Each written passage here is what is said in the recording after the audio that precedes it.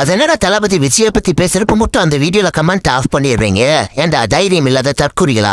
இப்ப பேசுற டயலாக் நீ ஏதாவது ஆடிஷன்ல பேசியிருந்தா கூட அதாவது பணமாவது கிடைச்சிருக்கு. அதுவும் கிடையாது. நீ எல்லாம் தளபதி விஜய் பத்தி பேசுற பத்தியா? இவர் என்ன பேசியிருக்கிறாருங்கிறத விட இவர் ஏன் இப்படி பேசினாலும் இந்த வீடியோ ஃபுல்லா பாருங்க, உங்களுக்கே தெரியும். அதாவது இன்னைக்கு திரைத்துறையில உச்ச நட்சத்திரமா இருக்காங்க நடிகர்கள்.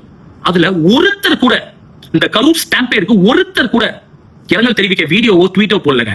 Accept Rajini sir and Kamal sir. நானே யோசிச்சு பார்த்தேன், என்ன ஆகுது அப்படின்னா அப்பதான் புரிஞ்சு. நாளைக்கு அவங்களோட திரைப்படங்கள் வெளியாகும் போது அவங்க ரசிகர்கள் மட்டும் இல்லாம பொதுமக்கள் மட்டும் இல்லாம விஜயோட ரசிகர்கள் படம் பார்க்க வருவாங்களே, அடடா நம்ம இப்ப விஜய்க்கு எதிராக போஸ்ட் போட்டாலோ இல்ல வீடியோ போட்டாலோ நாளைக்கு விஜயோட ரசிகர்கள் நம்ம படத்தை பார்க்க வராங்க, என்ன செய்யறது? பயம். ஓகே, நடிகர்கள் அப்படி இருக்காங்க. நான் இயக்குநர்கள் இருக்காங்க இல்லையா, என்னுடைய சமுதாயத்தை வந்து பிற்பட்ட சமுதாயமா சொல்றாங்க, மக்களுக்கு அநீதி நடக்குது, சமூக வந்து ஒற்றுமை இல்ல, நல்லடக்கம் இல்லன்னு பேசுற அந்த இயக்குநர்கள் ஒருத்தர் வீடியோ வெளியிட்டீங்களா, சுட்டு செய்தி போட்டீங்களா? இல்ல. ஏன் தெரியும், உங்களுக்கே தெரியும் இதோட தப்பு விஜய் சைடு தான் நடந்திருக்கு. எங்க நம்ம விஜய்க்கு எதிராக ட்வீட் போட்டாலோ இல்ல வீடியோ கொடுத்தாலும் நாளைக்கு நம்ம திரைப்படங்கள் வெளியாகும் போது விஜயோட ரசிகர்கள் நம்ம படத்தை புறக்கணிச்சுட்டா, நம்ம படத்தை பார்க்காம போயிட்டா பயம். பிரதர்ஸ், நீங்க எல்லாம் இப்ப திரையில மட்டும் தான் ஹீரோவா? தலையில யாருமே ஹீரோ இல்லையா? ஏங்க நானும் இப்ப படம் நடிச்சிட்டு இருக்கேன், நாளைக்கு என்னோட படமும் வரும். நீ என்ன பண்ணுவீங்க? மேக்ஸிமம் ஏன் படத்தை பார்க்க மாட்டேன்னு. இல்லன்னா இந்த வீடியோ கீழே நீங்க வந்து பச்சை கமெண்ட் போடுவீங்க. இதுக்கு லாஞ்சிராலும் இல்ல 11 இல்லங்க.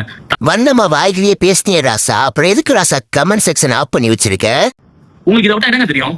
கொஞ்சமாவது கள அரசியல் என்னன்னு பாருங்க. இந்த ஆட்சியை பத்தி திட்ட முன்னாடி இந்த ஆட்சி மக்களுக்கு எந்த அளவு நின்று கொஞ்சம் யோசிச்சு பாருங்க. நானே ஏதோ பேசுறேன் அப்படின்னு சொல்லி வந்துட்டீங்க.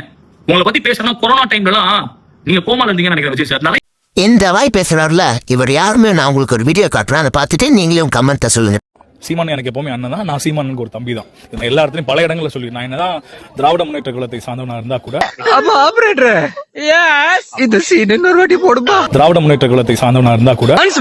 திராவிட முன்னேற்ற கழகத்தை சார்ந்தவனா இருந்தா கூட நான் திராவிட கொள்கையை ஃபாலோ பண்ணா கூட எனக்கு வந்து சீமானோட கருத்துகளும் அவர் தமிழ் தேசியமும் ரொம்ப பிடிக்கும்னு சொல்லுவேன்.